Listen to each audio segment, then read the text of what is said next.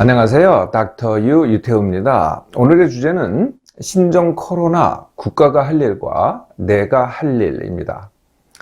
제가 1월 30일 날 신종 코로나 안 걸리기에 대해서 이미 강의를 해드린 적이 있습니다. 벌써 한 3주 지났죠. 3주 이상 지났습니다. 그 사이에 많은 일들이 벌어졌고, 신종 코로나, 지금은 이제 이름이 바뀌어서 코로나19입니다만에 대해서 또 많은 것을 알게 됐습니다. 오늘은 새로 알게 된 사실들에 대해서 먼저 말씀을 드리고요. 국가는 어떤 일을 하고 또 나는 어떤 일을 할까에 대해서 말씀을 드립니다. 첫 번째, 더 알게 된 사실은요. 코로나19에 대해서 도대체 이 바이러스가 뭐냐? 그래서 연구를 해봤더니 이게 과거에 이 세계적으로 유행했던 사스 바이러스랑 거의 같다는 겁니다. 그래서 이 바이러스는 이제 RNA 바이러스라 그래요. 그래서 이제 유전체가 있거든요. 근데 유전체가 사스 바이러스랑 굉장히 흡사한 겁니다. 그래서 이름이요. 사스 바이러스는 이름이 사스 코로나 바이러스 이렇게 됩니다. 그래서 사스 약칭해서 사스 코V 이렇게 쓰죠. COV. 그런데 이 코로나19 바이러스는요. 이거랑 아주 비슷하다 그래서 사스 코로나 바이러스 2 거기다가 2자만 더 붙인 겁니다. 그래서 굉장히 이게 흡사하다. 그러면은 사스하고 이게 거의 같은 병을 일으키지 않나? 사실 상당히 비슷해요. 사스는요, 2002년, 그러니까 한 18년 전에 일어났던 이제 유행병인데 역시 중국에서 시작을 했어요. 그리고 전 세계 27개국으로 퍼졌습니다. 그리고 한 8,000명이 감염이 됐고요. 그 중에서 10%인, 그러니까 치사율이, 사망률이 10%에 달했죠. 그래서 한 800명 정도가 사망을 했던 그러한 이제 전염병이었죠. 전 세계적으로 27개국이었습니다. 반면에 코로나19는 어떨까요? 코로나19는 이제 치사율이 제가 10%라고 그랬잖아요. 근데 코로나19는 치사율이 우리나라는 0.9%입니다. 그리고 세계적으로는 1.1%, 우리나라랑 비슷하고요. 시작이 된 중국만 아직도 3.2%입니다. 왜 이렇게 치사율이 다르냐? 이거에 대해서는 이제 조금 이따 또 말씀을 드릴게요. 그 외에도 상당히 다른 점들이 있어요. 우리나라에서 이제 이 코로나19가 발생을 했습니다. 그래서 이제 이게 접촉한 사람이 있죠. 그리고 증상이 있는 사람이 있습니다. 합쳐서 이제 의심자라고 하는데요.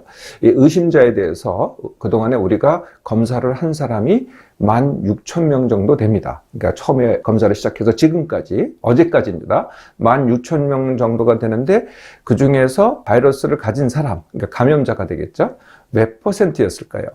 16,000명 중에서 600명 정도, 그러니까 3.3% 정도가 감염자입니다. 그러니까 대부분의 증상이 있다든지 의심자들이 사실은 감염자가 아니라는 거죠.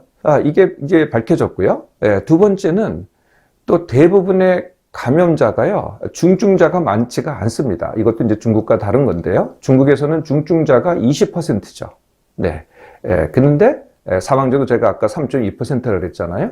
그런데 우리나라에서의 중증자는요, 1.5%밖에 안 됩니다. 그러니까 600명 중에서 9명 정도, 중증자가 있고요. 굉장히 중증자가 적죠. 대부분은 이제 격리되어 있는 거지, 대부분의 사람들은, 그러니까 증세가 별로 없거나 아니면은, 격리하거나 감기나 독감 정도 이렇게 앓고 완치가 됩니다. 이미 완치돼서 격리에서 해제된 사람들이 점점 생기기 시작했죠.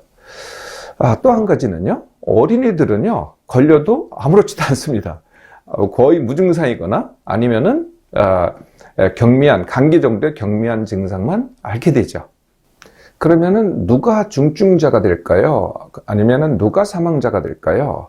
이미 들으셨겠지만은 대부분은요, 이미 다른 병이 있습니다.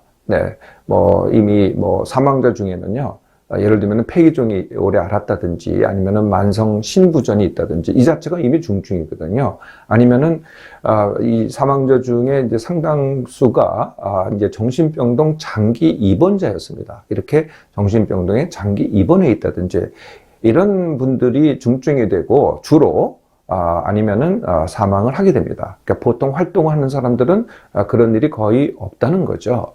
중국과 이 한국 또는 세계의 그 중증률의 차이가 난다고 아까 말씀드렸죠. 중국에서는 20%다. 네, 근데 다른 나라, 우리나라를 포함해서 다른 나라에서는 그게 안 그렇거든요.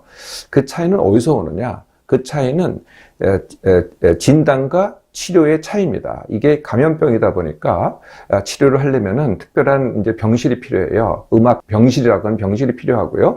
또 진료하는 의사도 또 방호복도 입어야 되고, 뭐 고글도 써야 되고, 그리고 감염에 대해서 잘 알아야 되고, 네, 이렇게 잘 갖춰져야 여기에 대응할 수가 있는데, 중국에서는요, 일시에 너무나 많은 사람들이 이 감염이 됐어요. 그러니까 중국의 의료 인프라를 보면 그 대처할 만한 인프라가 없었던 거죠. 그러니까 제때 진단을 못하고 제때 치료를 못하니까 병실 구하기 어렵고 이런 얘기 들으셨잖아요. 그래서 이렇게 중증률과 사망률이 높은 겁니다. 근데 시간이 가면 갈수록요, 이제 중국도 잘 대처를 할 것이기 때문에 중증률, 사망률은 줄어갈 것으로, 물론 이제 발생률도 줄어가고 있지만은요, 줄어들 것으로 이제 예상이 됩니다. 지금 이제 코로나19가 이게 이제 큰 문제다라고 생각을 하시는데요. 사실은 우리는 더 큰 문제가 있습니다. 네, 그게 뭐냐면은 독감이거든요. 코로나19는 아까 말씀드린 대로 코로나 바이러스 2가 일으키는데, 독감은요, 인플루엔자 바이러스가 일으킵니다. 그리고 뭐 얼마나 자주 일어나느냐, 뭐 추산이긴 합니다만은 우리나라 국민의 지금 현재입니다. 그러니까 지금 올 겨울 얘기거든요. 우리는 지금 코로나19 때문에 이게 큰일 난다, 이것만 얘기를 하시는데, 사실은 전체 인구의 10%, 그러니까 5천만의 10%니까 어떻게 돼요? 500만 정도가 이미 독감 바이러스에 걸립니다. 걸려 있어요. 걸리고 낫고 걸리고 낫고 이렇게 되는 거죠. 그 중에서 1%가 중증이 됩니다. 그러니까 500만 명의 1%면 5만 명이 중증이고요. 그 중에서 다시 중증인 사람들의 10%가 사망을 하게 됩니다. 그러니까 이 올 겨울에 한 5천 명 정도가 직간접적으로 독감 바이러스에 감염이 돼서 사망을 하는 거죠. 이것도요, 코로나19랑 비슷해서요, 단독으로 사망하는 경우는 그렇게 많지 않습니다. 이미 뭐 고령자거나 아니면은 다른 만성 질환이 있는데 독감이 겹쳐져 가지고 그것이 합쳐져서 사망에 이르게 되는 거죠. 사실 어떤 게 더 큰 문제겠어요? 네, 독감이 더 큰 문제입니다. 예, 이게 먼저 해결할 문제지만은 독감 바이러스는 이미 만연이 돼 있어요. 이걸 뭐 전파를 막을 수가 없거든요. 차이점은 코로나19는 새로 출현한 바이러스이기 때문에 그래도 이것을 전파를 막을 수가 있다는 거죠. 그 차이입니다. 코로나19의 전파에 대해서도 좀 더 알게 되는데요. 네. 이 사스하고 이제 굉장히 이제 이게 흡사하다 그랬잖아요. 근데 사스 바이러스하고 코로나19 바이러스의 차이점이 있습니다. 전파의 차이점이 뭐냐면은 사스 바이러스는 증상자만 전파를 합니다. 네, 증상자만 전파를 하는데 반해서 코로나19 바이러스는 증상자도 물론 전파를 하는데요. 경미한 증상이 있는 사람들도 전파 가능성이 있습니다. 네, 그래서 이미 들으셨겠지만은 이 사스 바이러스보다 훨씬 전파력이 강합니다. 그 이유가 이 경미한 증상을 가진 사람들도 전파력이 있기 때문인 거죠. 자, 그런데요, 실제적인 전파는 어떻게 일어나느냐? 네, 무슨 이제 뭐 이게 음식으로도 또는 뭐 우리가 이제 그 배설물 통해서도 뭐 전파될 수 있다라는 얘기가 나오지만은 지금까지 보고된 것의 대부분은 아직까지는 사람 간 접촉입니다. 그 사람 간 접촉인데 사람 간 접촉도 밀접 접촉이 거의 확실한 전파 방법입니다. 그래서 밀접 접촉이라는 것은 예를 들면 가족이다, 같은 공간에 사는 사람들, 아니면은 의료진, 네, 그리고 계속 그 환자들을 봐야 되잖아요. 네, 의료진들, 이런 경우에 이제 밀접 접촉에 의해서 감염이 전파되는 거죠. 두 번째 경우가 이번에 이제 확산 때 보셨겠지만은 실내 접촉이라는 겁니다. 같은 실내에 그래도 뭐 30분 이상 또는 1시간, 2시간을 갖다가 실내 공간에 같이 있었을 때, 네, 이럴 때 이제 또 전파가 됩니다. 그래서 뭐 종교 집회라든지 아니면은 정신병동 같은 밀폐된 공간이라든지 이런 데서 다수의 전파가 일어난 것이죠. 그런데 예를 들면은 많이 주의하고 있는 곳에서는 한 명도 발생이 없었습니다. 그 주의가 어디냐면은 지하철, 네, 버스, 택시, 뭐 응급차, 실제로 거기에 감염자가 있었다고 하더라도, 아니면은 배 비행기, 우리나라에서는요, 물론 이제 뭐 어떤 크루즈에서 많은 발생했다 이런 보고가 있긴 합니다만은, 우리나라의 배에서 우리나라에서 오는 비행기 안에서는 감염이 일어난 적이 없습니다. 네, 이게 이제 새로 우리가 알게 된 사실이죠. 자, 그러면은 이제 국가가 할 일이 있고 내가 할 일이 있습니다. 네, 국가가 할 일은 크게 이제 둘로 나눠집니다. 첫 번째는 당연히 이 신종 이게 바이러스니까 이 바이러스에 대한 차단입니다. 지난번에 사스는요, 20년 전 일이긴 합니다만은, 전 세계적으로 이 바이러스를 차단해서요, 아예 이 바이러스를 없애버렸습니다. 네, 이제 지금 아마 실험실에서만 남아있지, 아예 없애버렸거든요. 네, 그래서 돌아다니질 않습니다. 사람들 사이에는 없다는 거죠. 이게 이런 비슷한 바이러스가 이제 천연두 바이러스가 있죠. 천연두 바이러스도 이제 예방접종을 통해서 우리가 인류에서 없애버렸습니다. 이렇게 바이러스 자체를 갖다가 없애버릴 수 있는데요. 아마 이것도 그렇게 할 수 있을 것 같은데, 하여튼 그 방법이 지금은 차단입니다. 네, 그래서 차단이 있고요. 또 한 가지가 뭐냐면은 중증자 진단과 치료입니다. 네, 그래서 각각 뭐라고 그러냐면은 이렇게 바이러스를 차단하는 걸 봉쇄 전략이라고 하고요. 그다음에 중증자를 치료하는 것을 완화 전략이라고 합니다. 두 가지를 동시에 하는 거죠. 네, 그래서 어제부로 갑자기 이제 확산이 됐기 때문에 어제부로 이제 개편이 됐죠. 그래서 감염병 위기 경보를 갖다가 심각으로 이제 격상을 시켰고요. 그리고 총리가 이제 관할을 하는 이제 새로운 기구가 생겼습니다. 그게 뭐냐면은 중앙재난안전대책본부입니다. 이걸 이제 사회 재난으로 보고 이제는 크게 이걸 관할을 해야 되겠다. 그래서 이제 왜 이렇게 총리 산하로 하냐면은 중앙정부에도 부처가 여러 개가 있잖아요. 뭐 지금 이제 주된 게 이제 보건복지부, 그다음에 뭐 행정자치부, 네, 뭐 이런 등등, 또는 교육부, 이런 것들을 다 통째로 관할을 해야 되거든요. 그리고 또 지방자치단체도 또 협력을 해야 됩니다. 그리고 또 의료진도, 네, 의료기관과도 협력을 갖다가 최대한도로 잘하기 위해서 총리가 주관하는 이러한 대책본부를 만든 거죠. 네, 그리고 아마 이제 이렇게 되면은요, 네, 훨씬 더 예산이 들어갑니다. 그러면 예산도 또 증액을 해야 되겠죠. 네, 이렇게 해서 이제 바이러스를 차단하는 것을 하게 됩니다. 이 차단의 가장 큰 게 뭐냐면은 격리라는 거죠. 이미 많은 분들이 아마 겪으셨을 것 같아요. 네, 많은 분들한테 뭐를 갖다 요청을 하나요? 자가 격리를 요청을 합니다. 그리고 좀 더 위험성이 높다, 감염 위험성이 높다 하는 분들은 어떻게 해요? 시설에다가 격리를 시킵니다. 물론 이제 병자들은 이제 병실로 가겠지만은요. 네, 시설에다가 격리를 시키는 거죠. 두 번째는, 네, 감염자가 방문했던 시설을 갖다가 공개를 하는 겁니다. 이렇게 공개를 하고, 소독을 하고, 폐쇄를 시킵니다. 예, 그래서 이걸 알리는 게 뭐냐면은, 그쪽에는, 네, 감염의 위험성이 있으니 오지 마라라고 하는 거죠. 아마 이런 일들이 많이 벌어지고 있는 걸 갖다가, 보실 겁니다. 세 번째는요, 실내 집회 자제를 권고를 하죠. 네, 그래서 지금 교회라든지 뭐 여러 가지 집회가 열리는 곳이 상당 부분이 이제 많이 축소됐다는 것을 갖다가 아마 어제부로 아마 경험을 하셨을 겁니다. 네 번째는, 네, 그래도 중국이 위험 지역이잖아요. 그래서 중국인에 대해서 우리나라에 이제 다시 돌아오는 중국인들이 있습니다. 네, 중국인들에 대해서 우리가 관리를 강화를 하거나, 또 한편으로는 정말 그 다른 나라에서도 하듯이 입국 금지까지도 아마 어느 정도는 검토하고 있지 않을까 싶습니다. 그것이 뭐 어떤 게 더 효과적인 방법이냐라는 것은 이제 좀 더 전문가들 사이에 의견을 모아야 된다고 생각을 합니다.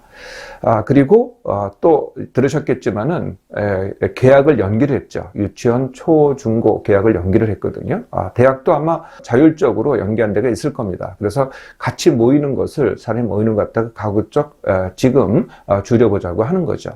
또 이런 조치도 있습니다. 네, 그러니까 지금 병이 있는 사람들이 병원에 방문을 했을 때 오히려 감염 위험성이 높다고 생각을 해서 이렇게 전화로도 물어보고 처방할 수 있도록. 그럼 처방은 누가 받아가냐? 네, 처방은 이제 대리자가 건강한 사람이 받아가도록 뭐 이런 조치 등등을 취하고 있습니다. 앞으로도 더 많은 좋은 효과적인 방법들을 갖다가 더 등장시키지 않을까 이렇게 생각을 해봅니다.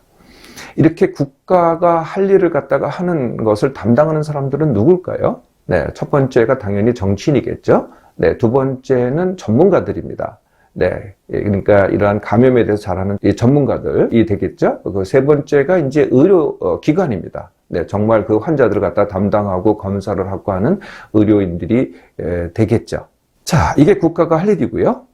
내가 할 일은 뭘까요? 내가 할 일은 세 가지입니다. 네, 그 중에서 가장 중요한 게 내가 안 걸리기가 되겠죠. 네, 두 번째는 당연히 내가 안 옮기기가 됩니다. 세 번째는 내가 혹시 걸릴 수 있다고 생각할 때는 제때 진료받기입니다. 이 세 가지가 되겠죠. 내가 안 걸리기.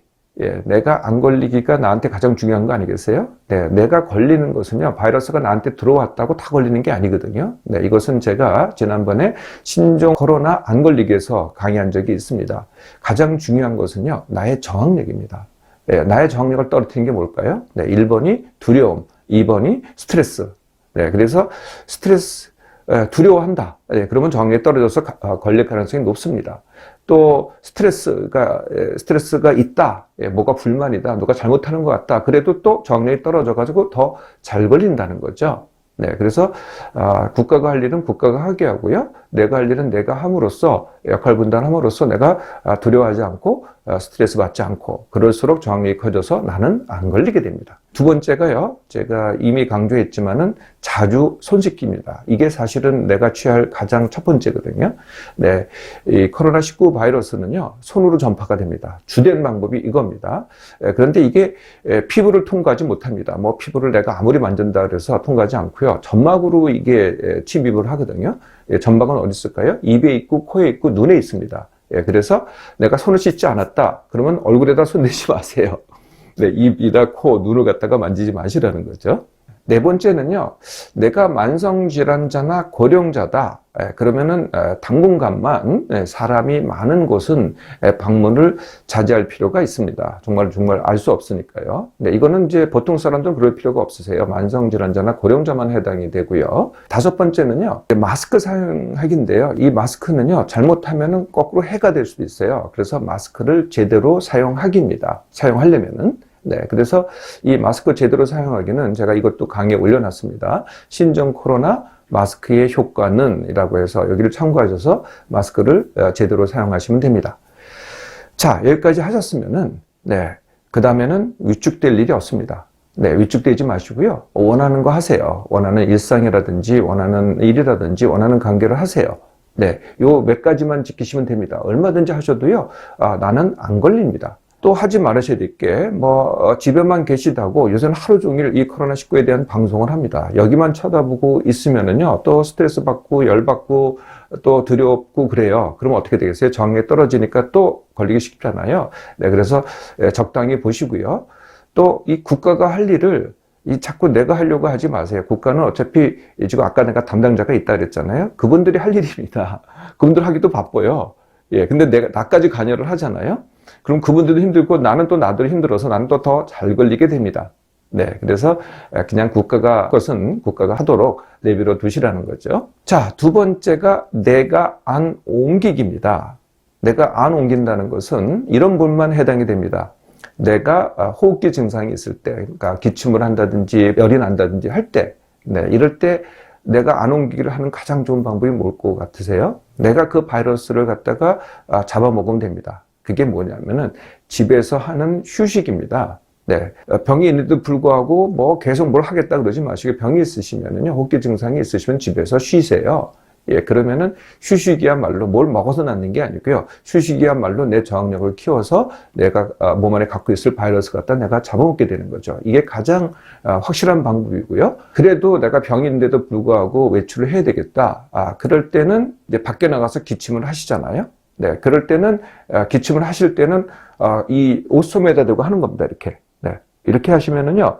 내가 바이러스를 갖다가 배출했다고 하더라도 다 내 옷에 묻게 되겠죠. 네, 다른 사람으로 퍼지는 게 아니라. 이게 이제 확실한 방법이고요. 그 다음 방법이 이제 마스크 사용하기입니다. 네, 마스크 사용에는 아까도 말씀드렸지만은 이거 다 막지를 못하거든요. 네, 그래서 제대로 잘 사용법을 익히셔가지고 제대로 사용하시면은 그 다음 효과가 있을 겁니다. 자, 이제 하나 남았죠? 그러면은 내가 제때 진료 바뀝니다. 네, 어떤 때 내가 의료기관을 찾아가야 되느냐? 네, 첫 번째는 지금 뭐 경미한 증상 때는 집에서 쉬는 게 1번입니다. 그런데 그럼에도 불구하고 자꾸 증세가 심해지는 것 같아요. 이럴 때 이제 당연히 의료기관을 찾아가야 되고요. 두 번째는 내가 감염자에 접촉한 게 확실하다. 네, 그럴 때도 당연히 찾아가야 되겠죠. 네. 그래서 이거를 또 소홀히 하시면은요, 내가 중증자가 될 수도 있어요. 그래서 내가 제때 진료 바뀝니다. 지난 며칠 사이에 코로나19 발생이 갑자기 확 늘었습니다. 그리고 사망자도 생겼죠. 네, 그렇다고요. 더 두려워하거나 위축될 필요가 전혀 없습니다. 네, 국가가 할 일은 국가가 하게 하고요. 내가 할 일은 내가 해보세요. 그러면은 가장 빠른 시간 내에 내가 원하는 일상으로 되돌아가게 됩니다.